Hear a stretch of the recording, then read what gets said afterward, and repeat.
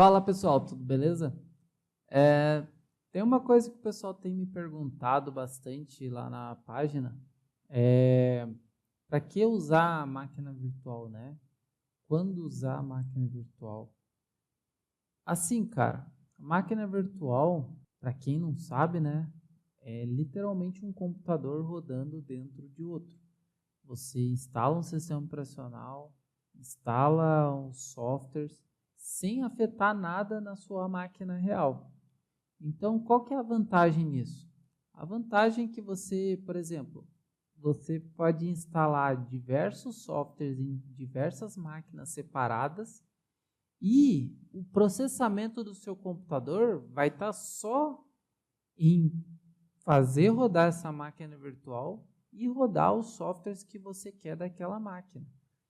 Imagina se eu tivesse que instalar todos os softwares da GM, todos os softwares da Volkswagen, da Peugeot, da Fiat, todos os programas que usam nas máquinas lá, tudo no computador real. Iria ficar uma carroça o computador se fizesse isso. E aqui, não sei se vocês sabem, em background roda alguns itens para poder fazer funcionar o sistema. No Rockwell você tem o softwarezinho Lynx, que é o que faz a comunicação do seu computador com o PLC. No Tia Portal, no Siemens, você tem outros softwares igual esse aqui, ó, S7, UB, TSX.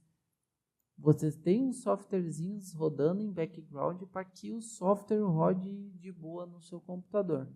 Se eu fosse colocar software da Onron, Schneider, Rockwell, Siemens, Delta, Altos, e aí vai, o processamento, o desempenho do seu computador cai drasticamente, porque fica esse monte de processo rodando e sendo que você não está utilizando tudo isso no momento que você quer.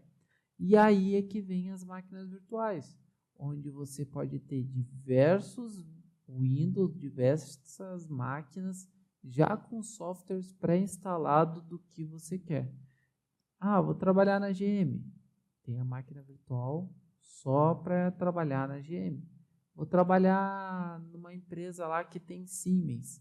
Eu tenho uma máquina virtual só com Tia Porta instalado para aquela fábrica. E aí você pode ter outras máquinas virtuais também. Eu utilizava uma máquina virtual para testar vírus. Às vezes eu tinha dúvida se realmente o software que eu tinha baixado era válido, se o software tinha algum problema. E aí eu rodava esses softwares antes na máquina virtual para ter certeza que não ia zoar minha máquina real. E falando em máquina real, pelo fato de eu ter tudo instalado em máquina virtual, eu não tenho quase nada instalado na minha máquina real. Você pode ver que o meu Windows aqui, ó, tem só o software de VMware, software de navegador, Internet Explorer, o Firefox, o Chrome, o que for. Tem o prompt, comando, bloco de notas, coisas bem simples. E esse software eu coloquei aqui na máquina real porque ela dava problema se fosse tentar comunicar na máquina virtual. Só por causa disso está ali. Se não, teria instalado na máquina virtual também e não teria problema. Aqui eu criei uma máquina virtual aqui. E quando você cria a máquina virtual, é igual você instalando o Windows novamente. É você falando qual que é o nome do Windows, você colocando qual que é a quantidade do HD. Eu não vou criar aqui porque demora e aqui o ideal não é falar sobre isso. O ideal é mostrar que você consegue rodar um outro Windows dentro do seu computador. Ó, aqui ele ajustou a tela. Você consegue rodar um outro Windows dentro do seu computador e instalar o software que for aqui dentro, que não vai afetar nada na sua máquina real. É claro que isso aqui come um pouco mais de processamento, vai comer um pouco mais de memória, mas a versatilidade, imagina o seguinte, eu estou num projeto e aí eu crio uma máquina virtual lá com todos os softwares daquele projeto.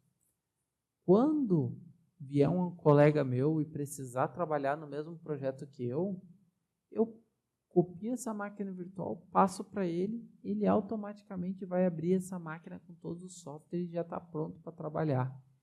Essa é a ideia. Só que, aqui vai um conselho.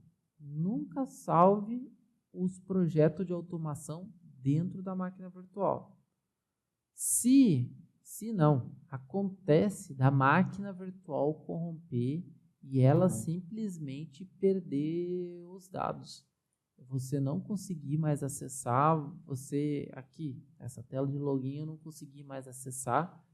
Então, a minha dica é, crie pontos de comunicação. Por exemplo, eu preciso linkar essa máquina virtual com a máquina real.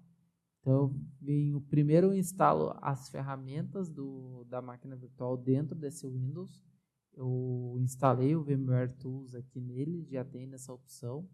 Eu venho aqui em Virtual Machine Settings, vou em Options, e aqui ó, em Shared Folders, eu clico aqui em Map as Network Driver, eu clico em adicionar, e aí eu coloco o HD que eu quero ler e escrever dentro da máquina real.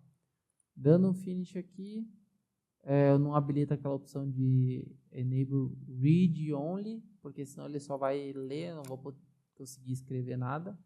Eu venho aqui em disco D, e essa pasta aqui, nada mais é que esse HD aqui que eu tenho do SSD, ó. Esse cara aqui é esse cara aqui. É lógico que aqui não está mostrando esses arquivos ocultos, né? E aí uma outra dica aqui, nada a ver com a máquina virtual, é o seguinte: tenha repartições no seu HD, não deixa só um HD. O que eu tenho aqui? Ó? Eu tenho um HD SSD de 480 GB, eu deixo 100 GB só para o Windows, porque como só roda VMware, Office e navegador, eu não preciso mais que 100 GB para instalar o Windows e instalar esses softwares. O resto tudo fica por VMware. E aqui dentro do SSD eu tenho uma pastinha chamada VMware, onde está todas as minhas máquinas virtuais. Aqui eu fiz errado, eu colei só as máquinas virtuais direto ali. Eu tenho a pastinha projetos, onde está todos os projetos que eu trabalho. E uma pastinha downloads aqui para colocar besteira, o que tiver. E aqui a pastinha VirtualBox. Se der pau na minha máquina real aqui, hoje, eu só preciso instalar o disco local C. Eu só preciso formatar esse disco aqui e esse cara aqui fica intacto. Se der pau na máquina virtual, deleta a máquina virtual aqui dessa pasta, copio do meu HD, jogo para cá e já está pronto para eu trabalhar. Então, essa é a versatilidade de você utilizar máquinas virtuais. É você ter ferramentas específicas para cada projeto e você poder trocar de um projeto para o outro sem pesar no seu computador, sem ficar seu computador pesando com vários softwares instalados. E até porque, se você tiver muita coisa instalada no seu computador, um fabricante começa a brigar com outro em questão de processamento. Tem coisas que eles utilizam o mesmo registro, algumas coisas assim, e aí um começa a dar pau no outro e você não consegue usar nada. Então, dessa forma, é muito melhor para você poder trabalhar no dia a dia e na automação.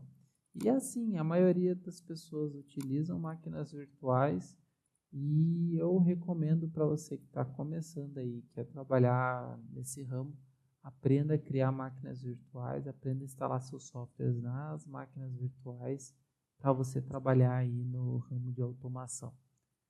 Beleza? Então, acho que é isso. Espero que vocês tenham entendido. Espero também que vocês tenham gostado do vídeo. E até a próxima e falou!